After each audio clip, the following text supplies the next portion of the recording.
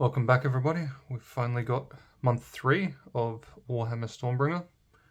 So this comes with the binder. So this is quite a big binder.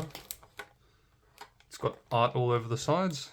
Then it opens up into a bit of lore for the whole Cosmos Arcane, which is the whole magic system. You've got the read, collect, build, paint, play stuff. So this is where we collect all of the pages that have the whole read, collect, build and all that. So we've got our 4 editions for the month. And then this separates the pages. So we've got a nice little tab collection here. So we can go for all the lore. There's all the collection stuff. Building, so this will just be all our build guides. The paint guides, this will be the most useful, so we can stack all our paint guides here. And then how to play, which is not very useful for me. And with the rules apparently changing, these pages will sort of become obsolete for the most part. So yeah, we've got a bit of a thing about the realm spheres. So we've got all the different types of magic, etc. within the Warhammer old world fantasy styled system. And then on the back we just have a very grey dark picture of the main Stormbringer image. And then we've got on the side there's a nice little coloured book end. So now that we've got this, we can finally start taking apart the old Stormbringer magazines and start separating them into all of these. So that will be useful because now we won't have a bunch of books laying around. So that's the little thing you get in the 3rd month, the little extra. So apparently you have to pay for these if you didn't get in early. And then the later ones you also have to pay for even if you got in early because they tack it onto the pricing. That is our first binder. Moving on, we have edition 8, which is what this video will be for. So we get a single character, the Lord Imperatant. There's a guide to undercoding in there and more movement rules. I'm still trying to figure out the best format for these videos. I'm probably going to make them a lot shorter, get rid of most of the building, and sort of just showcase what you get in each thing, and then maybe I can even shorten them down to a month in one video. So we're going to open this up similar to our other videos and just try and shorten it a bit just to showcase what we get in here. So let's open this up. So in edition 8 we get the single sprue, which contains both the Lord Imperatant and his little sort of griffin-like creature that accompanies him. I'm not exactly sure what it is, but it looks like Buckbeak from Harry Potter. Maybe it is a hippogriff, I don't know. But he's got a fur coat, so he'd probably be somewhere around from like the Kislev area, if Kislev's part of Age of Sigmar. I'm not sure about the whole map differences between the old world, Age of Sigmar and all that sort of stuff. I assume it's the same, but who knows, they change the lore constantly, but the maps I'm fairly sure stay the same for the fantasy realm. So maybe we'll get some more info on that, seeing as they're starting the new old world line of models. So that's the models we get, the 2 bases, and we've finally gotten a new brush. Now this brush didn't have a cap on it. I'm not sure if it's supposed to, but this says Citadel Color STC Base M. So this is a medium base painting brush, I think. So if we look at the other one that we have, this is a Citadel starter brush. Now we've used this quite a bit. The videos aren't out yet because all I've done so far is 2 undercoats, and that's taken forever on these models using this little thingy because this is tiny. So this is a basing brush, I assume.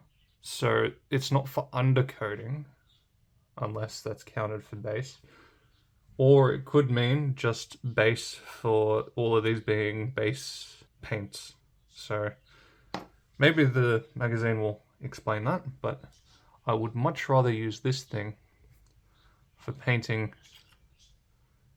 the undercoats for these models than I would for using this little tiny brush, which is also getting like a little split at the tip from one hair. That one hair keeps coming off. So we finally got our second brush. Now, as I said in like one of the first videos, we're just going to use the brushes provided. I do have a whole bunch of brushes from Chronicle Cards.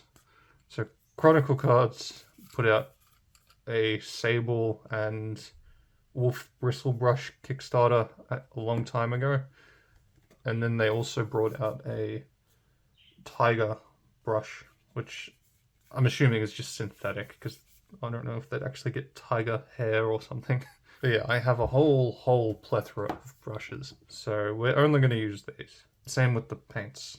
So let's put this aside and take a look at the magazine. Okay, so this one doesn't have any lore in it. It just has the collection and other things. So the collection stuff is all like what your character traits are, names and all that sort of stuff. So we've got how to build. So we've got quite a few pieces. Seems a bit more complicated than the other models we've had, but that should be fairly easy to put together.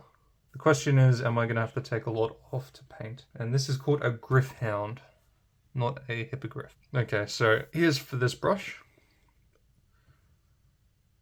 So this is for undercoating. Why didn't they give me this in the first edition? This would have been so much better.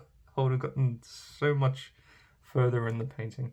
So whenever you see the word undercoat in a future tutorial, you can use this guide, blah, blah, blah. When painting large flat surfaces, using the flat side of the brush allows you to paint more quickly than just using the tip.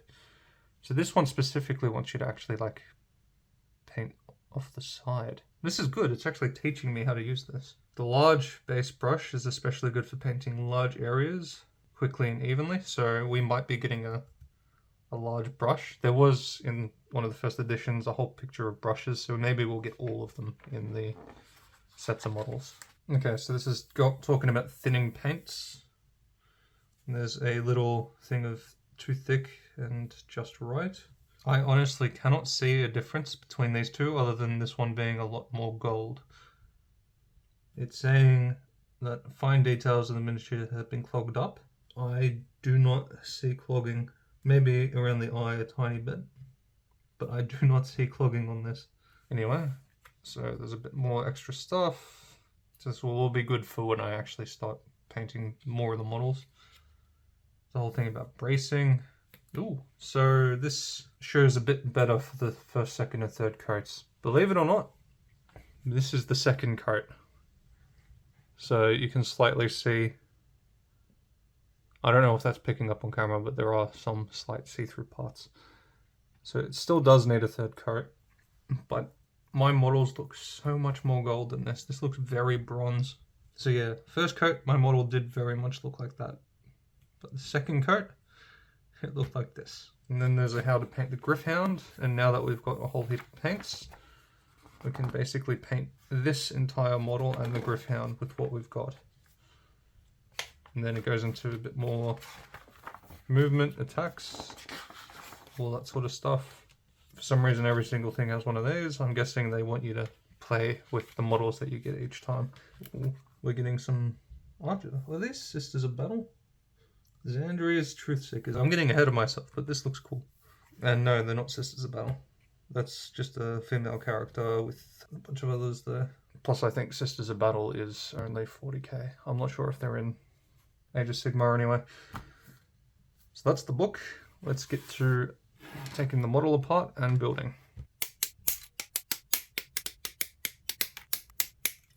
Alright, so they're all cut out and they're all cut down from all the little extra pieces. So now we can put these together. We'll start with the little creature here. So it's literally just these two put together, and then that goes onto this piece here. So unfortunately this does have quite a seam on this one, so that might require a tiny bit of glue just to hold it in. But yeah, that's that guy done.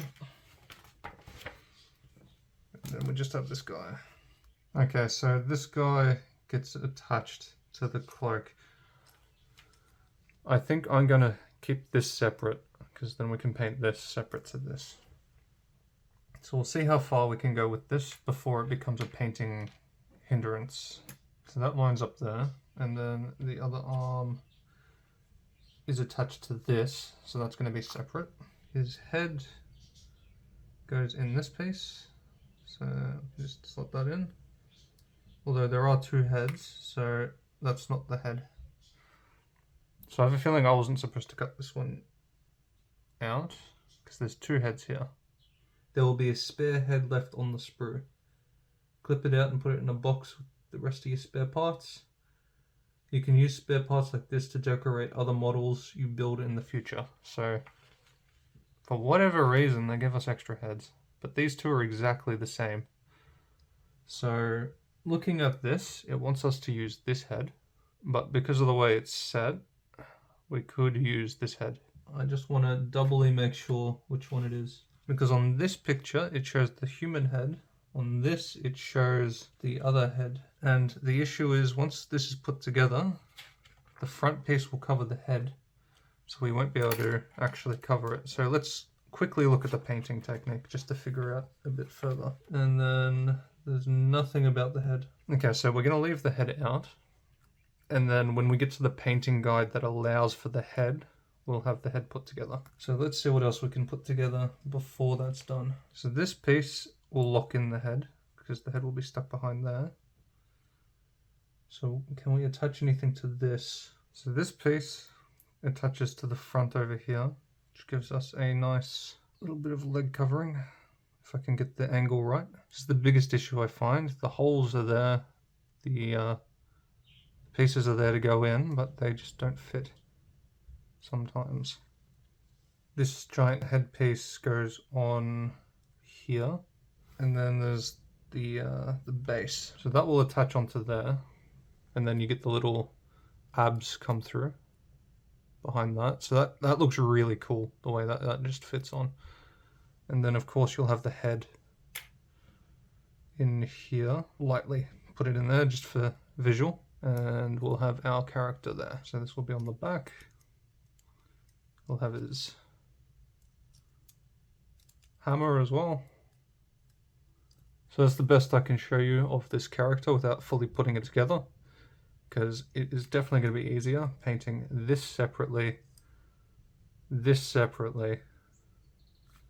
and then, well, once we get the head choice, we'll put all of this on, and then we can just paint that. But this might actually be easier to paint still separately.